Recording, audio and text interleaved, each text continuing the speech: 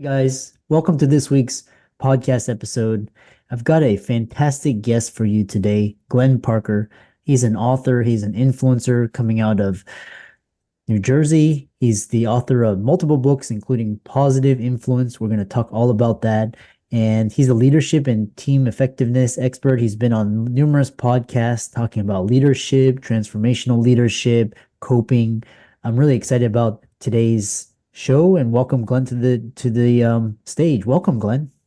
Thank you very much. Looking forward to our conversation. Yeah. I know we had connected and kind of set the stage for, your work and we'll dive right into the conversation. Great. Let's do it. Yeah. So, how did you get started and what experience led you to where you are today? Oh my goodness. Well, I grew up in New York City, a street kid. Played all kinds of sports, mostly street games that most of the rest of the world has never heard of. But we made the best of what we had because we didn't have a lot of playgrounds and kind of organized fields and stadiums to play in. So we made up games that worked for the street and were relatively safe. Ended up going to high school and also to college in New York, City College, which was a municipal school that had the advantage of having a great faculty and the added advantage of being free to residents of the city of New York. So that's how I got to go to college. And then from there, went to graduate school for a master's at the University of Illinois and then for a doctorate at Cornell University. First job out of graduate school, this is kind of leads into what we want to talk about today.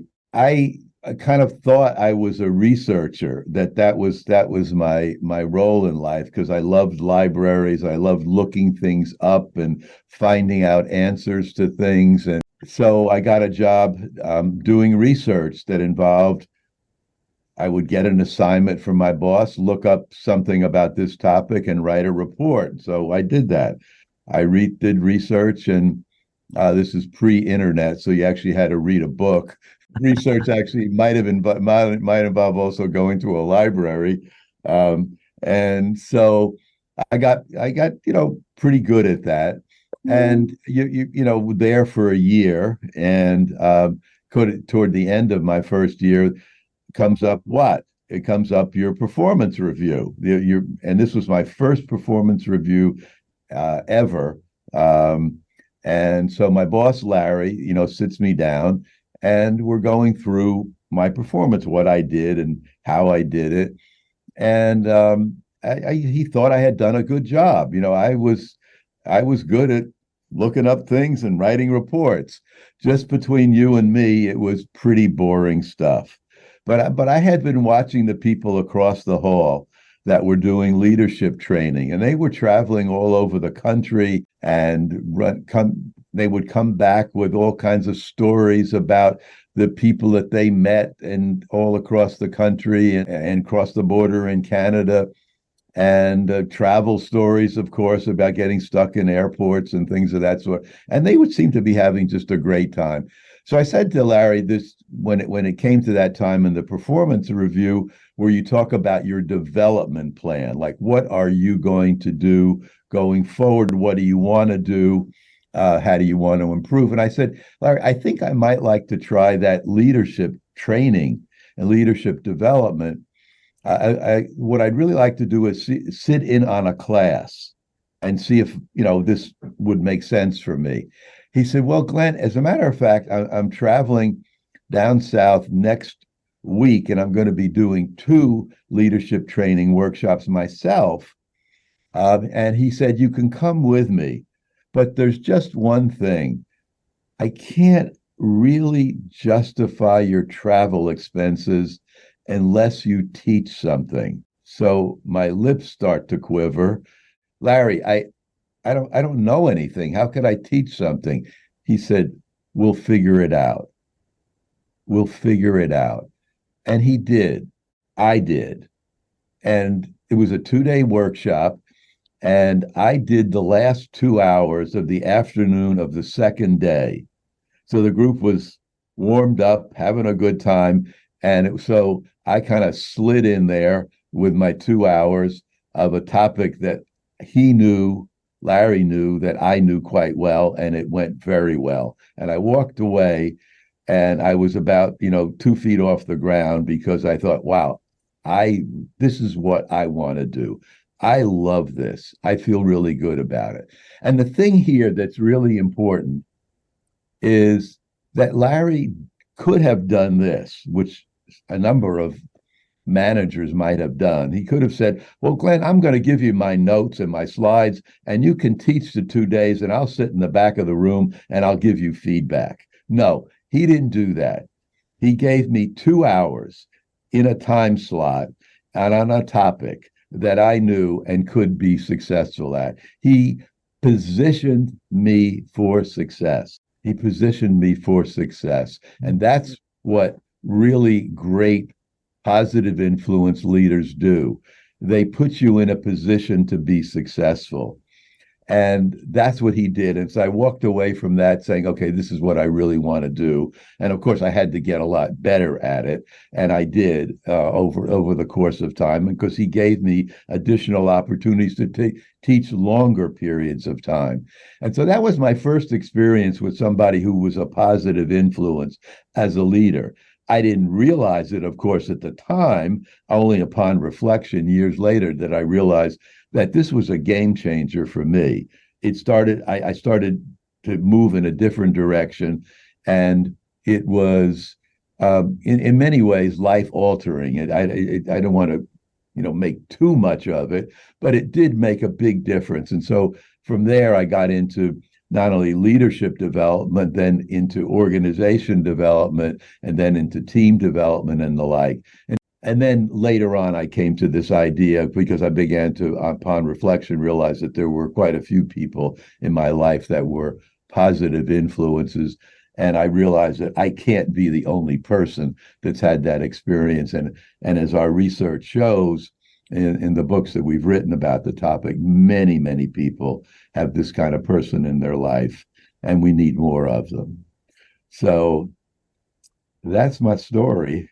Yeah. I'm sticking to it. Yeah, I love that. And one thing that really resonated with me during your intro was that these positive influences, and then this idea of because I resonate with you, going into library, I'm just like amazed, and just it's like kind of like your escape from the chaos of the world, and like just looking things up, researching. So kind of describe the research you did to write the book and the creative process, and then all of that. I'm just curious about your creative workflow and how you Yeah. harness that. Well, yes. Usually I have to have some sort of, you know, some light goes off in my brain that says, there's something there that we could go with. Uh, and I had an experience later in life when I became a consultant working with this particular organization. And I realized that my client was a positive influence on me because he wanted to change his organization to be a more team-based organization. And that was something that I knew a good bit about.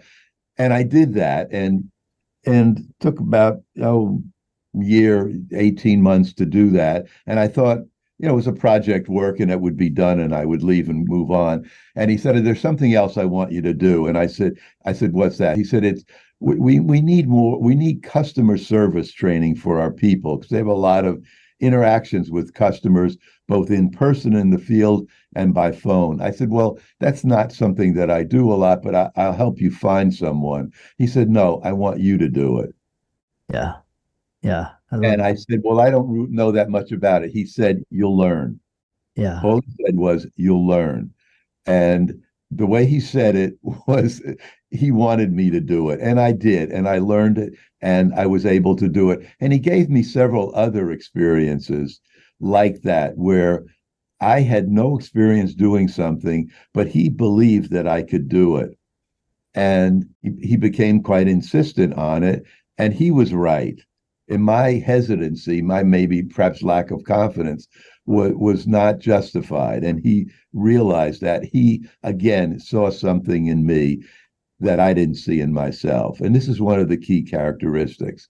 So it happened, unfortunately, that years later, because I maintained a long-term relationship with this man, that he passed away, and I got a notice that there was a memorial for him.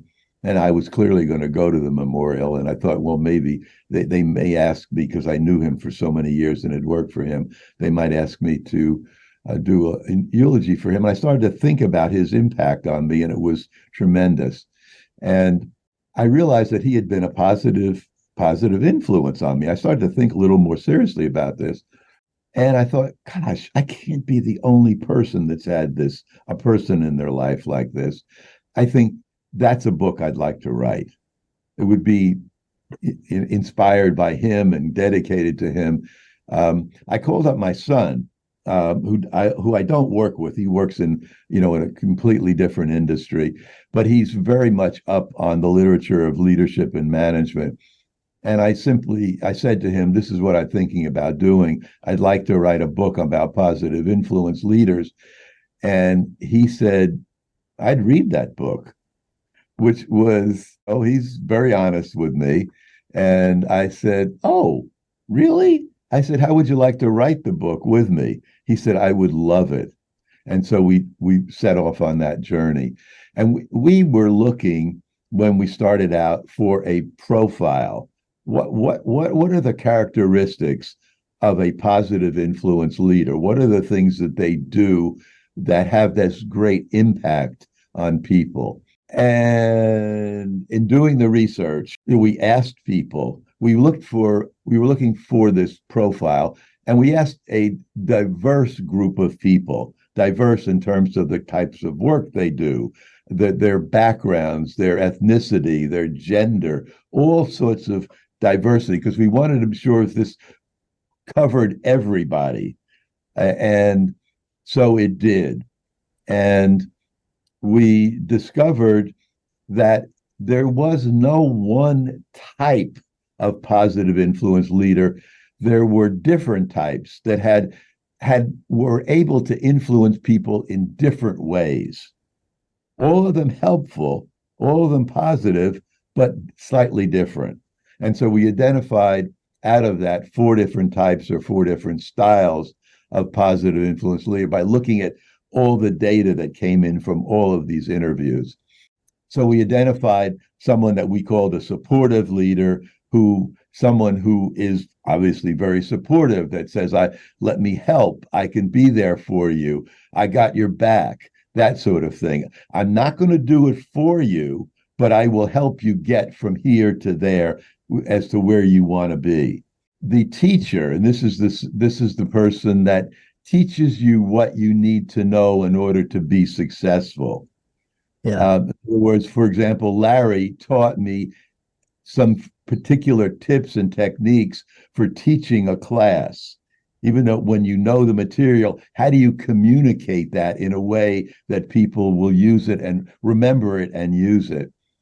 And the teacher also teaches you about values, like the right way to do things, how to be a moral and just person. And then we had somebody we call the motivating positive influence leader. That's somebody who helps you find that true north, find your purpose in life, find what you're here on earth for, what you're supposed to be doing. And that's what Larry was to me. He was that motivating leader. He found that true north within me. And then there's the role model. And very often people have role models. This is someone they look to and say, oh, that's how you do it. Do this and not that. And I'm funny, I'm looking upward as I'm talking to you. And we do look up to that person because it seems like they have it right and we can learn by observation. And the interesting thing too is that sometimes those role models are someone we've never met. because a lot of famous people, like Oprah Winfrey, will talk to you about Maya Angelou, someone, well, she eventually met her later in life, but she was a role model to her. Um, I'm a big sports fan, so many basketball players look to Michael Jordan. He's an iconic figure, and was a role model to a whole generation of basketball players that came after him. By the way, the key thing about having Michael Jordan as a role model was not to copy his jump shot. The thing to do was to emulate his work ethic. The person that is the first in the gym in the morning and the last one to leave at night, the person that doesn't leave until they can make 90 out of 100 foul shots. That's the kind of thing that people get from a role model. So I could go on, but you kind of get the idea Yeah. that there's four different types, all of them helpful, all of them useful. Some people do more than one. All of us have the capacity to be all four within us.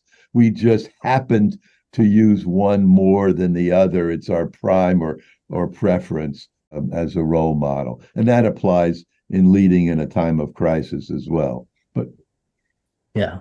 Yeah, yeah, you brought up, like I said, I didn't want to interrupt because you have so much wisdom and knowledge, and I love talking to the generation because they have so much experience and just soak it up. And it's just like kind of these mentors. And like I can remember, like there's like mentors that just make you hate your profession just because they're, quite frankly, and then there's others who inspire you, and that's kind of like like these role models. And then there's like ones that were deceitful, and you're like, okay, I don't want to be like this person. And so I love this idea of role models. How can people follow you, check out your book, check out your work, reach out to you, etc.?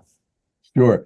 Well, there's a website where we have a lot of the information. It's www.thepositiveinfluenceleader.com, and you can find out information. And we've also written a lot of articles based on the research from the book, and so it's more than just the book or the two books.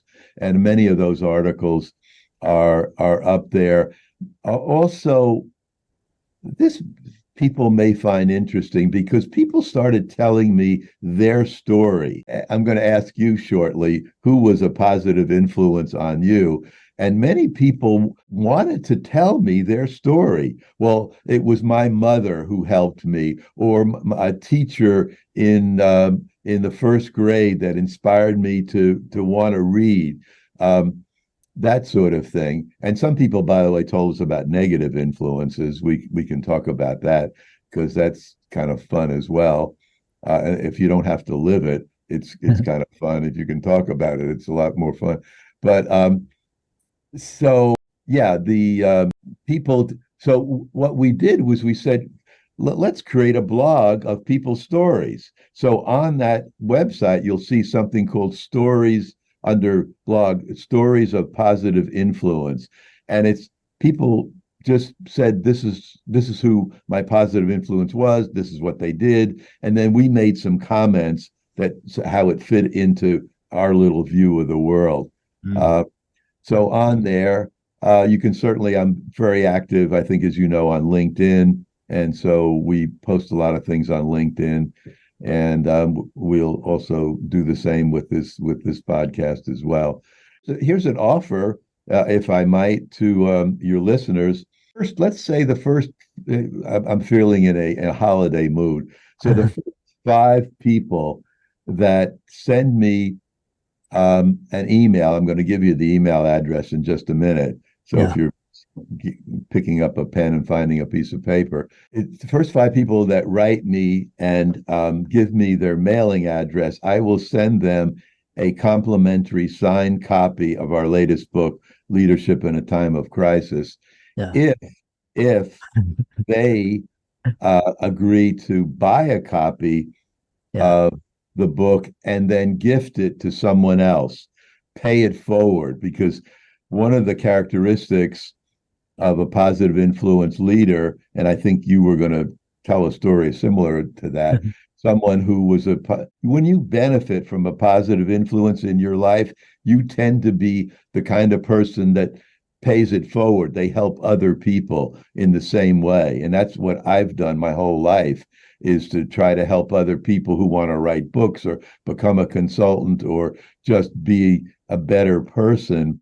So anyway, if you send me an email with your mailing address, and I promise you'll not be added to any mailing list. I don't have mailing lists, so don't worry about that. We will send you a signed copy of the book if you agree to purchase a copy and give it to someone else. So the address is Glenn, Glenn, at thepositiveinfluenceleader.com. Glenn at thepositiveinfluenceleader.com. And I guess you can put that in the show notes as well for the podcast. Yeah. Yeah, awesome. Thanks for asking. Yeah. And for all the audience out there, let's thank Glenn for coming on and dropping a lot of advice and wisdom. And like I said, I love reminiscing about mentors and people that had a positive influence, as well as negative ones too, and not to be named, but just kind of what not to do, So what not to be like. So so let's hear you tell us who was a positive influence on you. well, I mean, I had a lot of like in-person positive influences, like my parents teach me the value of the dollar, the value of Yeah, hard work, the value of grit and hustle. A lot of med school mentors, like a lot of my histology professor, they all call them crits, just people. And then a lot of my influencers were through books and reading. Steve Jobs, Bill Gates, Mark Zuckerberg, Elon Musk, all of these. You read about these fantastic people changing the world. right. And then, negative influences, not to be named, but just kind of, in the medical profession, it's quite prevalent and, in the world as well. So, we'll leave it at that. And with that, thanks so much for coming onto the podcast. Thank you. Thank you very much, and happy holidays to everybody.